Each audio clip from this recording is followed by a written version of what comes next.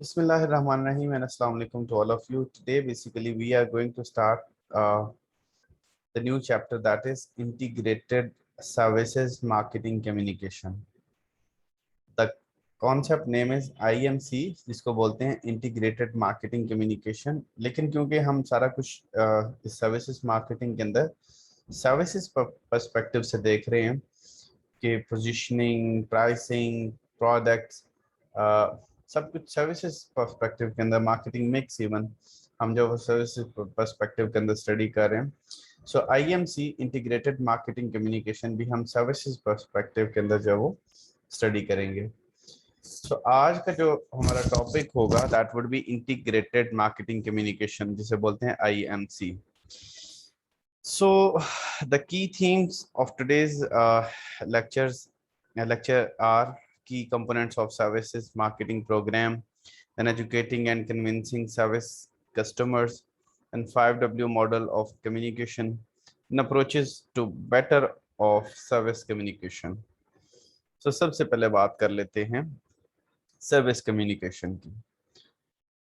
जो service marketing triangle है, this is basically an model to understand the service marketing communication. सबसे पहले तो आपको ये बता दूं कि इंटीग्रेटेड मार्केटिंग कम्युनिकेशन किसको बोलते हैं. बेसिकली आप लोगों ने ये प्रिंसिपल्स ऑफ मार्केटिंग के अंदर भी पढ़ा होगा और मार्केटिंग मैनेजमेंट के अंदर भी पढ़ा होगा ये लफ्ज आईएमसी, इंटीग्रेटेड मार्केटिंग कम्युनिकेशन, कि आप लोगों का जो मार्केटिंग मिक्स है वो बेसिकली बनता है product, price, place, promotion, then इसी तरह से process, people and physical evidence. इन 7 पीस को आप मार्केटिंग मिक्स बोलते हैं. और इसी तरह से एक आपका प्रमोशनल मिक्स होता है, ठीक है, जिसके अंदर आपके सारे कम्युनिकेशन वेज, ठीक है, under the umbrella of promotional P, ठीक है, आप जो वो डिस्कस कर रहे होते हैं, जिसके अंदर आपकी जो वो एडवर्टीजमेंट है, 1-to-1 सेलिंग है, आपकी जो वो टेली मार्केटिंग है, आपकी ईमेल मार्केटिंग है, ई सर्विसेज हैं, ठीक है, इसी तरह से ऑनलाइन मार्केटिंग है, डिजिटल मार्केटिंग है. सो कितनी सारी जो वो वेज हैं जो under the umbrella of promotional P आते हैं. सो जो बेसिकली प्रमोशन है in marketing, that is basically the part of communication, ठीक है, कि प्रमोशन बेसिकली आपके कंपनी का मैसेज कस्टमर तक कम्युनिकेट करने के लिए, कन्वे करने के लिए प्रमोशनल पी का जो वो यूज किया जाता है, जिसको ओवरऑल प्रमोशनल मिक्स बोला जाता है. अब इन सारी चीजों को जब आप एडवर्टीजमेंट को, वर्टिकल कम्युनिकेशन को, सेल्स प्रमोशंस को, डायरेक्ट मार्केटिंग को, पर्सनल सेलिंग को, सोशल मीडिया मार्केटिंग को, इन सारी चीजों को जब अलाइंड करके सम मार्केटिंग ऑब्जेक्टिव्स के थ्रू आप जो है वो लेके चलेंगे, मींस कुछ मार्केटिंग ऑब्जेक्टिव्स को टारगेट करके उनको फुलफिल करने के लिए जब इन सबको अलाइन करके चलेंगे, तो then it would be integrated marketing communication. Integrated का मतलब होता है आपस में कनेक्टेड, टुगेदर, अलाइंड. इंटीग्रेटेड का ये मतलब होता है. और इंटीग्रेटेड मार्केटिंग कम्युनिकेशन क्या है, बेसिकली जितनी भी आपकी मार्केटिंग कम्युनिकेशन वेज हैं, चाहे वो एडवर्टीजमेंट है, चाहे वो सेल्स प्रमोशन है, चाहे वो पब्लिक लिस्टनिंग है, चाहे वो सोशल मीडिया मार्केटिंग है, या फिर वो वर्टिकल कम्युनिकेशन है या हॉरिजॉन्टल कम्युनिकेशन है, जिस तरह से भी आपकी कम्युनिकेशन हो रही है towards the customers, towards the employees, all the communication channels should be aligned and integrated with each other. उसको बोला जाएगा IMC, इंटीग्रेटेड मार्केटिंग कम्युनिकेशन. सो यहाँ पे लिखा नहीं हुआ, लेकिन मैंने आपको एक्सप्लेन कर दिया कि इंटीग्रेटेड मार्केटिंग कम्युनिकेशन होता क्या है. तो इसको अगर हम सम अप करें तो integrated marketing communication is basically communication among all the channels, ठीक है, चाहे वो सेल्स प्रमोशन है, एडवर्टाइजिंग है, पब्लिक लिस्टनिंग है, डायरेक्ट मार्केटिंग है, पर्सनल सेलिंग है, मींस इन इंटरनल और एक्सटर्नल और इंटरेक्टिव मार्केटिंग टूल्स, जितने भी आपकी कम्युनिकेशन बेस हैं उन सब को यूटिलाइज करते हुए आप जब अलाइंड होंगे, एक ऑब्जेक्टिव के अकॉर्डिंग होंगे, टारगेट को फुलफिल कर रहे होंगे, ओवरऑल ऑर्गेनाइजेशनल गोल के साथ अलाइंड होंगे आप, तो then it would be integrated marketing communication के सारे चैनल्स आपस में कनेक्टेड हैं, अलाइंड हैं, टुगेदर हैं, सबका गोल एक है, तो इस वजह से इसको बोला जाता है आईएमसी, इंटीग्रेटेड मार्केटिंग कम्युनिकेशन। इन सर्विसेज, जब हम सर्विसेज की बात करते हैं, आप सर्विस बीच में इंक्लूड कर देंगे तो that would become integrated service marketing communication. ये जो सर्विस मार्केटिंग ट्राइएंगल है, ये बेसिकली सर्विसेज कम्युनिकेशन को अंडरस्टैंड करने के लिए बड़ा अच्छा मॉडल जो है वो एक दिया गया है। आप देखिएगा इसमें 3 एस्पेक्ट्स है। One is company, then the second is customers and the third is providers. क्योंकि यहाँ पे सर्विस का आपने कॉन्सेप्ट भी जो है वो बीच में लेना है, क्योंकि सर्विस का कॉन्सेप्ट प्रोवाइडर के साथ है, ठीक है। बाज दफा कंपनी खुद सर्विस प्रोवाइडर होती है, बाज दफा जो वो service provider may be another company, ठीक है। आप किसी और जगह से, किसी और कंपनी से जो है वो सर्विसेज ले सकते हैं। सो इस सर्विस मार्केटिंग ट्राइएंगल के अंदर बेसिकली आप क्या करते हैं कि आप इन तीनों के बीच में रिलेशनशिप बिल्डिंग करते हैं। इट्स ऑल अबाउट प्रोमिसेस, कि ये जो वो एक दूसरे के साथ इन तीनों ट्राइएंगल्स के बीच में जो वो प्रोमिसेस हैं। आप ये कह लें कि this is basically relation building in between company, customers and providers. So इस ट्राइएंगल को एक्सप्लोर करने की कोशिश करते हैं कि ये सर्विस मार्केटिंग ट्राइएंगल क्या कह रही है। सबसे पहले अगर देखा जाए तो कंपनी क्या है, जो बेसिकली अपनी सर्विसेज या प्रोडक्ट्स ऑफर कर रही है फॉर द सेल, उसको कंपनी बोला जाता है। इसी तरह से customers are one who are buying और purchasing the services, and providers are basically the service providers. जैसे फॉर एग्जांपल कुछ आपकी डिलीवरी सर्विसेज हैं, वो आप फूड पांडा के थ्रू करवाते हैं, तो food Panda would be the delivery provider, ठीक है, service provider. So these are 3 aspects: company, customers and providers. अब जब हम सर्विस कम्युनिकेशन की बात करेंगे, there are basically 3 aspects. One is internal marketing communication, then that is external marketing communication, and the third one is interactive marketing communication. अब सबसे पहले अगर बात की जाए एक्सटर्नल मार्केटिंग कम्युनिकेशन की, तो external marketing communication are the ways to communicate towards the customer, कि जिसके अंदर आप कंपनी और कस्टमर्स के बीच में जो कम्युनिकेशन है उसको इंश्योर करवाते हैं, उसको बोलते हैं एक्सटर्नल मार्केटिंग कम्युनिकेशन। जैसे फॉर एग्जांपल एडवर्टाइजिंग है, आगे जाके हम टेबल के अंदर भी एक्सप्लोर करेंगे कि एडवर्टाइजिंग के भी डिफरेंट वेज हैं। इसी तरह से सेल्स प्रमोशन है, पब्लिक रिलेशंस है, डायरेक्ट मार्केटिंग है। So these all are basically channels or ways to communicate with the customers. जब भी आप customers के साथ, जैसे for example आप टेलीविजन के ऊपर एड देखते हैं, तो that is the form of advertisement, उसको टेलीविजन एड बोलेंगे। या इवन आप न्यूज़पेपर के ऊपर कोई एड देखते हैं तो that is also the form of advertisement, लेकिन वो प्रिंट मीडिया के ऊपर है। इसी तरह से एडवर्टीजमेंट आप रेडियो के ऊपर भी सुन सकते हैं। सो एडवर्टीजमेंट की कई सारी फॉर्म्स हो सकती हैं। इसी तरह से सेल्स प्रमोशन है, जैसे 50% ऑफ है, 20% ऑफ है, 10% ऑफ है। These all are basically sales promotion, या आपके कूपन कार्ड्स हैं, या डिस्काउंट्स हैं, या अलाउंसेस हैं। These all are basically sales promotion. इसी तरह से पब्लिक रिलेशनशिप है, कि जिसके अंदर आप पीआर डेवलप करते हैं विद द क्लाइंट्स। देन इसी तरह से डायरेक्ट मार्केटिंग है, जब आप कस्टमर्स को through SMS, through telephone, through email जब आप अप्रोच करते हैं, तो दैट इज डायरेक्ट मार्केटिंग। सो जब भी कंपनी और कस्टमर के बीच में कम्युनिकेशन होगी, that would become external marketing communication, और ये प्रमोशनल पी के अंदर ही आता है। जो प्रमोशनल पी थी उस मार्केटिंग मिक्स के अंदर, ये जितने भी एक्सटर्नल मार्केटिंग कम्युनिकेशन हैं, ये सारे के सारे टूल्स वहां पे प्रमोशनल पी के अंदर आते हैं। इसी तरह से the second aspect is interactive marketing. Interactive marketing कौन सी है? जब कस्टमर्स और प्रोवाइडर के बीच में जब आपकी जो वो मार्केटिंग कम्युनिकेशन होती है, तो उसको इंटरेक्टिव मार्केटिंग बोला जाता है। जैसे फॉर एग्जांपल पर्सनल सेलिंग है।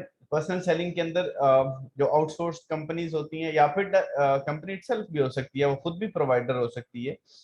सो वो पर्सनली सेल कर रही होती हैं, जहाँ पे बीच में इंटरमीडिएरी पार्टी कोई भी नहीं इन्वॉल्व होती, उसको पर्सनल सेलिंग बोलते हैं। मींस आप इसको 1-to-1 सेलिंग भी बोल सकते हैं, कि जहाँ पे डायरेक्ट आप सर्विसेज अपनी जो वो बेच रहे हैं बीच में, विदाउट एनी इंटरमीडिएरी। जैसे फॉर एग्जांपल आपकी सैलून सर्विसेज हैं, जैसे आपकी जो स्टिचिंग सर्विसेज हैं, वहां पे बीच में इंटरमीडिएरी पार्टी कोई भी नहीं इन्वॉल्व होती, वहां पे पर्सनल सेलिंग हो रही होती है between the provider and customer, ठीक है। इसी तरह से कस्टमर सर्विस सेंटर्स हैं। कस्टमर सर्विस सेंटर्स ज्यादातर प्रोवाइडर्स जो वो ऑपरेट कर रहे होते हैं, आउटसोर्स होते हैं। इसी तरह से थ्रू सोशल मीडिया कैंपेन्स हो सकता है। अब जो डिजिटल मार्केटिंग है वो सोशल मीडिया, फेसबुक मार्केटिंग, ठीक है, उन वो कुछ प्रोवाइडर्स हैं उनके थ्रू करवा रहे होते हैं आप, ठीक है, कंपनी सेल्फ भी कर रही होती है। देन इसी तरह से सर्विस कैप फैसिलिटीज हो सकती है, जो हमने लास्ट लेक्चर के अंदर पढ़ी भी थी। कुछ आपकी फैसिलिटीज जो आप प्रोवाइड कर रहे थे जिनको सर्विस कैप बोलते हैं, तो भी हो सकती है। So these are interactive marketing tools to communicate with the customers. ये भी प्रोवाइडर और कस्टमर के बीच में होगी, ठीक है। जो एक्सटर्नल मार्केटिंग कम्युनिकेशन है या फिर इंटरेक्टिव मार्केटिंग कम्युनिकेशन है, these all are with the customers. यहाँ पे मेन आपका जो फोकस पॉइंट है दैट वुड बी कस्टमर, कि आप कस्टमर के साथ इंटरेक्ट करने की कोशिश करते हैं, कम्युनिकेट करने की कोशिश करते हैं। ये जितनी भी मार्केटिंग टूल्स हैं, या आप सिंपली कह लें प्रमोशनल टूल्स हैं, मार्केटिंग टूल्स तो आप नहीं ये नहीं बोलेंगे, प्रमोशनल टूल्स हैं। ये जो प्रमोशनल टूल्स हैं ये सारे के सारे किस लिए यूज होते हैं? To communicate. आप एडवर्टीजमेंट कर रहे हैं तो आप कम्युनिकेट करने के लिए कर रहे हैं कि हमारा ये मैसेज है, ये हम प्राइस कम्युनिकेट कर रहे हैं या प्रोडक्ट कम्युनिकेट कर रहे हैं। बेसिकली आप कंपनी का मैसेज कम्युनिकेट कर रहे हैं towards the customer. So company और कस्टमर के बीच में होगा या प्रोवाइडर और कस्टमर के बीच में होगा। आप सिंपली ये कह लें कि एक्सटर्नल मार्केटिंग कम्युनिकेशन टूल्स हैं या फिर इंटरेक्टिव मार्केटिंग कम्युनिकेशन टूल्स हैं। सो ये सारे के सारे जो वो यूज होंगे टुवर्ड्स कस्टमर्स, कि ये कस्टमर्स के साथ कम्युनिकेट करने के लिए यूज किए जा सकते हैं, और इनका बेनिफिट भी हो रहा होता है obviously. These all are beneficial in a sense to accommodate or to build a strong relationship with the customers. अब थर्ड थिंग आ जाती है that is internal marketing communication, जिसके अंदर आपकी कंपनी और प्रोवाइडर के बीच में जो कम्युनिकेशन है, चाहे वो कंपनी का ही प्रोवाइडर है या फिर आउटसोर्स्ड प्रोवाइडर है, दोनों फॉर्म के अंदर जब वो हो सकता है। So that would B internal marketing communication, यानी विद इन द ऑर्गेनाइजेशन या फिर between the company and provider जब आपकी कम्युनिकेशन होगी, जब चाहे वो वर्टिकल कम्युनिकेशन है या फिर हॉरिजेंटल कम्युनिकेशन है। मींस आप इसको ये कह लें कि अमंग द डिपार्टमेंट्स है, या फिर एक ही डिपार्टमेंट के अंदर जो डिफरेंट डेजिग्नेशन है उनके बीच में जो कम्युनिकेशन है। सो ये सारी जो कम्युनिकेशन हैं that would become internal marketing communication. So ये कंपनी और प्रोवाइडर के बीच में जो वो कम्युनिकेशन है, जिसे हम इंटरनल मार्केटिंग कम्युनिकेशन बोलते हैं। तो ये जो इंटरनल मार्केटिंग कम्युनिकेशन है ये भी बड़ी जरूरी है to build strong relationship with the customer, because के आपके एम्प्लॉयज सेटिस्फाइड होंगे, आपका जब वो इंटरनल इंफ्रास्ट्रक्चर सेटिस्फाइड होगा, तो ऑब्वियसली आपके एक्सटर्नल मार्केटिंग कम्युनिकेशंस और interactive marketing communications that would be effective, वो ज्यादा इफेक्टिव होंगे। अगर आपकी external marketing communication mean advertisement, sales, promotion, service encounters और एनीथिंग, जो जितने भी आप जो वो चीजें कर रहे हैं, अगर वो अच्छी भी हैं और आपकी इंटरनल मार्केटिंग कम्युनिकेशन वीक है, तो देन भी प्रॉब्लम होगी, क्योंकि आपकी कंपनी से जो वर्ड ऑफ माउथ क्रिएट होगा that would B negative for the company, क्योंकि आपका सर्विस कंपनी ज्यादातर चली उनकी जो परसेप्शन बिल्ड होती है वो वर्ड ऑफ माउथ की बेस पे क्रिएट होती है, ठीक है। सो सर्विस कंपनीज के लिए ये बड़ा जरूरी है कि वो इंटरनल कम्युनिकेशन को भी स्ट्रॉन्ग करें। So this was basically the service marketing triangle और सर्विस कम्युनिकेशन मॉडल के, जिसके अंदर बेसिकली आप क्या करते हैं कि आप कस्टमर्स के साथ कैसे कम्युनिकेट करना है इस चीज को इंश्योर कर रहे होते हैं। सो एक्सटर्नल मार्केटिंग की एक जो वो एग्जांपल है कम्युनिकेशन ऑफ द केयर, जैसे ये पीसी होटल की एक एग्जांपल दी गई है, dear valued guest, to comply with the directives issued by the government of Pakistan for the containing COVID-19 virus and keeping in view the health, safety and well-being of our guests and associates, Zevar Pearl Continental Hotel Gwadar will not be taking reservations until further notice. अब ये क्या है कि आपने communicate करना था, customers को communicate करना था, तो आपने क्या किया कि आपने उसको जो एडवर्टीजमेंट कर दी या उनको कम्युनिकेट कर दिया या मैसेज आपने भेज दिया अपने कस्टमर्स को, वैल्यूड क्लाइंट्स को। सो इसको आप एक्सटर्नल मार्केटिंग कम्युनिकेशन की एग्जांपल के तौर पे ले सकते।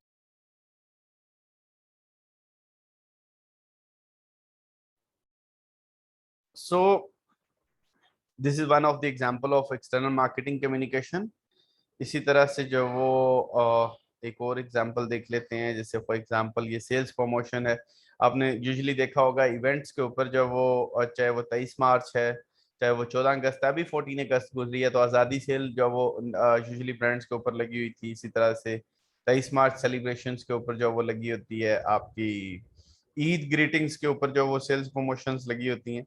अब ये क्या है कि उस इवेंट को अब ऊपर जो पाकिस्तानी फ्लैग और 23 मार्च का इवेंट है, इसको बेसिकली कैप्चर करते हुए, बेसिकली उनका मकसद इस चीज को प्रमोट करना नहीं है, उनका मकसद अपनी कंपनी को इस इवेंट के थ्रू कैप्चर करना है कि इस इवेंट के थ्रू वो सेल्स प्रमोशन करेंगे तो उनकी सेल्स इंक्रीज होंगी। अब ये सरीना होटल की जो वो एग्जांपल दी गई है कि 20% डिस्काउंट एट ऑल रेस्टोरेंट्स के, उनके जितने भी रेस्टोरेंट्स हैं 23 मार्च के ऊपर, उसकी जो वो 20% डिस्काउंट है।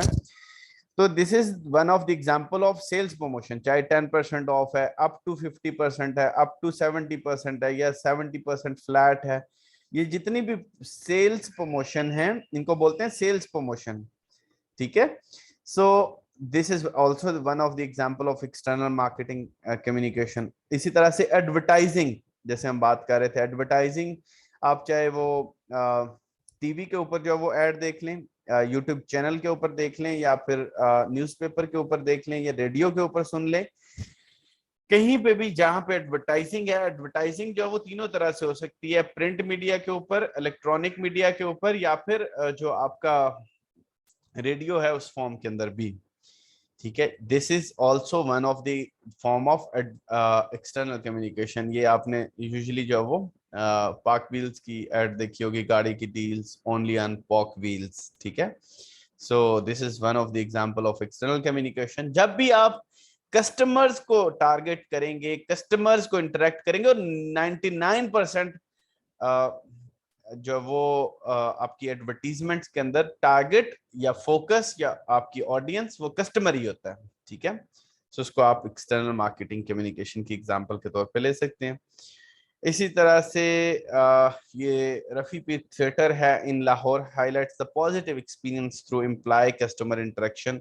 इसके अंदर एम्प्लॉय और कस्टमर का इंटरेक्शन जो वो होता है, मींस जहाँ पे अब ये जो थिएटर है ये यूज किया जाता है just to educate the kids.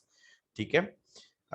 For welfare purpose. तो अब ये क्या है कि यहाँ पे एम्प्लॉय और कस्टमर का जो वो इंटरेक्शन होता है, मींस जो ऑब्वियसली जो यहाँ पे एजुकेट करेगा दैट वुड बी ट्रेनर और टीचर। ठीक है। सो वो एम्प्लॉय और उसके बीच में जो इंटरेक्शन है, ये उसकी एग्जांपल जो वो दी गई है। इसी तरह से कुछ की चैलेंजेस की बात कर लेते हैं, की सर्विस कम्युनिकेशन चैलेंजेस की बात कर लेते हैं कि इन कम्युनिकेशन टूल्स के अंदर कम्युनिकेशन टूल्स कौन से हैं। मैं अगेन इसको सम अप कर देता हूं, आप ये देखिएगा इस ट्रायंगल के अंदर कुछ एक्सटर्नल मार्केटिंग कम्युनिकेशन टूल्स हैं, जैसे like advertising, sales promotion, public relationing, direct marketing. इसी तरह से इंटरेक्टिव मार्केटिंग टूल्स हैं, जैसे like personal selling, customer service centre, service encounters, social media, सर्विसकेप्स।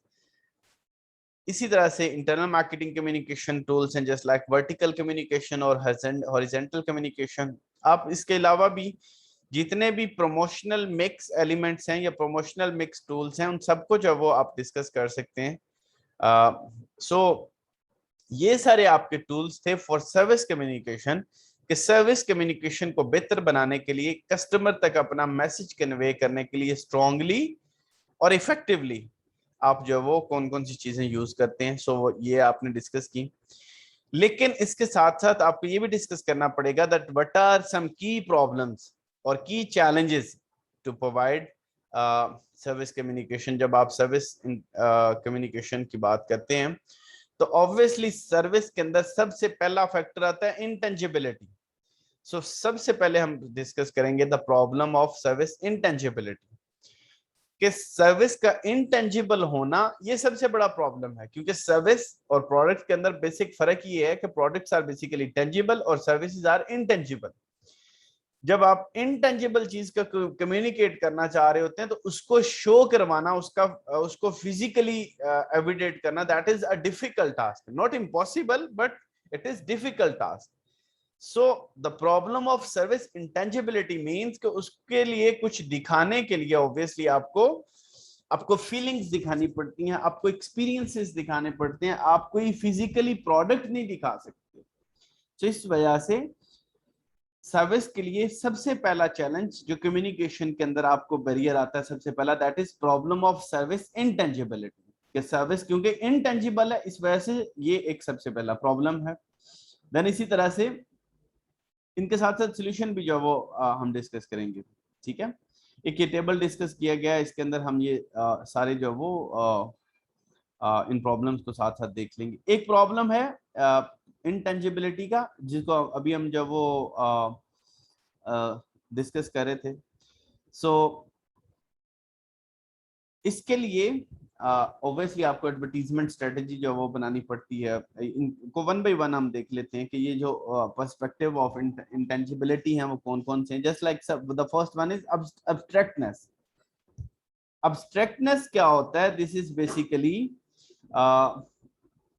The feature कि जिसके थ्रू आप एज अ होल देख रहे होते हैं कि सर्विस जो प्रोवाइडिंग है वो किस तरह से एज अ होल जो वो इसको इंश्योर किया जा सकता है, इसको जो वो बेहतर किया जा सकता है। सो अब्स्ट्रैक्टनेस का एलिमेंट जो वो इंटेंजिबिलिटी फैक्टर होने की वजह से अब्स्ट्रैक्टनेस का प्रॉब्लम जो वो आता है कि आप एज अ होल या एज अ ओवरऑल जो वो बात नहीं कर सकते या आप स्पेसिफिक नहीं हो सकते। सो इसके लिए ऑब्वियसली आपको एडवर्टाइजिंग स्ट्रेटजी बनानी पड़ती है, just like service consumption episode. ये हम जो वो एडवर्टाइजिंग स्ट्रेटजीज भी इसके लिए डिस्कस करेंगे, पढ़ेंगे कि कौन कौन सी जो वो इसके लिए स्ट्रेटजीज यूज होती हैं। बल्कि ये आप लोगों ने भी सर्च आउट करनी है, ये सर्विस कंजम्पशन एपिसोड ये कौन सी जो वो स्ट्रेटजी है। तो इसी तरह से सिस्टम डॉक्यूमेंटेशन ये कौन सी स्ट्रेटजी है। फिर उसके बाद हम नेक्स्ट लेक्चर में इंशाल्लाह इनको डिटेल के साथ जो वो डिस्कस भी कर लेंगे कि ये कौन कौन सी स्ट्रेटजीज हैं। So the one problem is abstractness. The second one is generality. ये जनरलिटी क्या है? कि आप जो वो जर्नल बात नहीं कर सकते ऑब्वियसली, लेकिन सर्विसेज के अंदर आपको जर्नल होना पड़ता है, क्योंकि ओवरऑल जब भी आप कस्टमर से इंटरेक्ट करेंगे, कस्टमर से आप बात करेंगे, तो you should have to be specific, not in journal.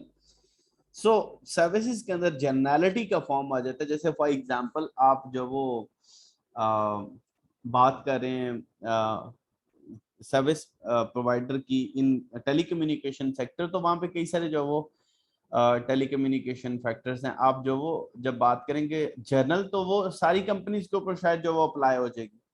तो इस वजह से you should have to be specific, objective purpose आपको जो वो सामने रखना पड़ता है।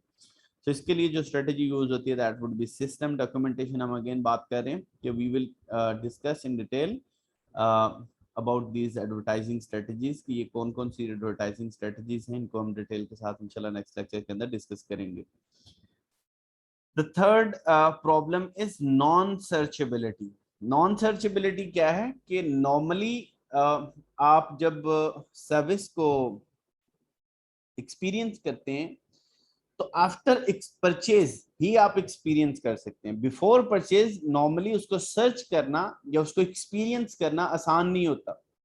सो इस वजह से इंटेंजिबल होने की वजह से ये भी एक प्रॉब्लम होता है कि नॉन सर्चेबिलिटी मींस कि आप जो वो उसके लिए प्रॉपरली सर्च नहीं कर सकते। तो इसके लिए भी जो स्ट्रेटजी है that is consumption documentation and reputation documentation, ये स्ट्रेटजीज यूज की जाती हैं to overcome. And you have to obtain and present testimonials from the customers, means जो previous customers हैं, existing customers हैं, उनसे आपको feedback लेना पड़ता है who have experienced that service। so इसको overcome करने के लिए नॉन सर्चेबिलिटी वाले फैक्टर को आपको प्रीवियस कस्टमर्स के साथ कॉन्टेक्ट करना पड़ता है, या फिर उसके जो क्रेडेंस एट्रीब्यूट्स हैं या डॉक्यूमेंट्स हैं या अवार्ड्स हैं या क्वालिफिकेशंस हैं उस सर्विस प्रोवाइडर की, वो देखनी पड़ती हैं आपको। सो इसको बोलते हैं non searchability problem. And the last one is mental impalpability. ये क्या है? Impalpability is basically you can say non assurance factor, ठीक है। और इसको ओवरकम करने के लिए you have to present a clear step by step documentation for what exactly will happen during the service experience, क्योंकि mental impalpability is basically the complexity, ठीक है, where the procedures or the service providing process is basically complex, जहाँ पे जो वो complex procedures होते हैं उसको आप मेंटल इम्पेलेबिलिटी बोलते हैं। सो इस को ओवरकम करने के लिए आपकी जो स्ट्रेटेजी होती है that would be service process episode, case history episode and service consumption episode. So ये बेसिकली आपकी जो वो इसके लिए स्ट्रेटेजीज यूज की जाती हैं। और इसके लिए जो प्रोसेस होगा दैट टू ओवरकम और to cope with that strategy, that is present a clear step-by-step documentation of what exactly will happen during the service experience, then present an actual case history of means आप जो वो उसकी कोई documentation या step by step जो वो procedures को जो वो कस्टमर्स को दिखा दें या उनको अप्लाई करवा दें या उनको डिमॉन्स्ट्रेट करवा दें, देन उनके लिए जो वो इजी हो जाएगा। या उसकी डिस्क्रिप्शन आप जो वो या किसी कस्टमर का एक्सपीरियंस जो वो उसको शेयर कर दें कि उसको इजीली वो जो वो यूज कर सकें। जैसे नॉर्मली इसकी एग्जांपल के तौर पे आप देख लें कि ये जो बेनजीर इनकम सपोर्ट प्रोग्राम है उसके लिए उन्होंने एटीएम कार्ड दिए थे और वो अनपढ़ लोगों को एटीएम कार्ड दिए गए, एटीएम कार्ड जो उनको यूज करने नहीं आते थे। So that is basically mental impalpability for the users of BISP या बेनजीर इनकम सपोर्ट कार्ड। उनके लिए जो वो ये प्रॉब्लम है, ये कम्प्लेक्स सिचुएशन है। सो उनको आप फिर अगर clearly step by step documentation या फिर एक्सपीरियंस शेयर करेंगे तो उनके लिए यूज करना जो वो आसान हो जाएगा। So these are some problems. मैं दोबारा से जो वो इनके ऊपर जो वो सम अप कर देता हूँ। Basically these are basically barriers you can say in the way of marketing communication या service communication, कि इनके बीच में जो वो ये प्रॉब्लम्स जो वो कौन कौन से आ सकते हैं। So the first, these all are basically problems due to intangibility factors. So in first column we are basically describing the problems, in second problem we are providing the solution, and the third one is description basically. So the first problem is abstractness. This basically abstract आप किसको बोलते हैं कि when you are talking as a whole या considering something theoretically or separately, different इसके aspects जो वो consider किए जाते हैं abstractness के। So ये जब आप को abstractness की प्रॉब्लम होगी तो you will have to basically capture and show typical customer benefiting from the services के उसके लिए आपको जो वो जो आम कस्टमर्स, जो स्पेसिफिक कस्टमर्स उससे बेनिफिट कर रहे हैं उस सर्विस से, वो आपको शो करवाने हैं अपने जो वो by smiling in satisfaction at a staff going out of his way to help. जैसे आप बैंकिंग सेक्टर की जितनी भी एडवर्टीजमेंट्स हैं या फिर कोई किसान के लिए कोई कार्ड्स जो वो इंट्रोड्यूस करवाए जाते हैं या कोई स्कीम इंट्रोड्यूस करवाई जाती है तो वहाँ पे आप देखिएगा with smiling face they are in the way to help out their customers और क्लाइंट्स, ठीक है। So to overcome the problem of abstractness के उनको जो वो खास तौर पे टारगेट करने के लिए एज अ होल आप फिर बात नहीं करते, यू आर बेसिकली टारगेटिंग और टॉकिंग अबाउट कि we are specific to you. So this is basically the problem of abstractness. Then generality, in general आप बात नहीं कर रहे होते, you are basically going to document facts and statistics about the service delivery system, आप उसके बारे में facts लिखते हैं। For example, in the UPS website they state that they have 227 aircraft in the operation, ठीक है। इसी तरह से जो वो ब्रांचेस लिखी होती हैं वेबसाइट्स के ऊपर कि कितनी हमारी स्पेसिफिक ब्रांचेस हैं, कितनी ATM मशीन्स हैं, इसी तरह से जो वो जब भी आप जनरल बात करते हैं तो तब जो वो कस्टमर फोकस नहीं होता, ये एक प्रॉब्लम है कम्युनिकेशन के अंदर। आपको कस्टमर फोकस होने के लिए, कस्टमर ओरिएंट होने के लिए आपको स्पेसिफिक बात करनी पड़ती है, जनरल बात नहीं आप करेंगे। देन इसी तरह से थर्ड प्रॉब्लम हमने डिस्कस की, that is about non searchability, and the fourth one is about mental impalpability. So this was today's lecture.